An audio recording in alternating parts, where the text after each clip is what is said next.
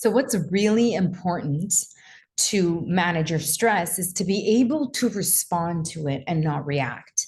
But first, we need to understand the difference between stressor and stress. So there are stressors like coworkers, traffic jams, piles of papers on our desk, our children, our family, right? And then weirdly, we can't really control that, right? But what we can control is the stress. So our reaction to the stressor is the stress. But we have total control over that, right? We can control the emotion that we are experiencing, whether it's anger or sadness, anxiety, worry, grief, over the stressor. So very, very important to understand the difference, as well as to learn how to self-regulate our emotional response. And that's exactly how you can overcome stress and manage it very effectively. I love, love, love the quote from Hans Saley.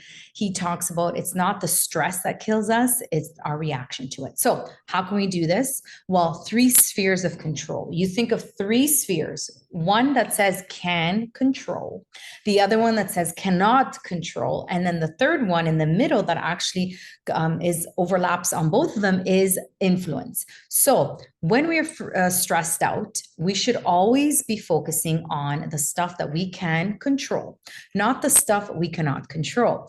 The stuff that we cannot control, we may be able to influence it, right? Influence its outcome, right? So for example, traffic jams, accidents while on your way to work or anywhere, you can't control that, right? But what you can control is how early you leave for, let's say, for work or your appointment, right? You have control over that.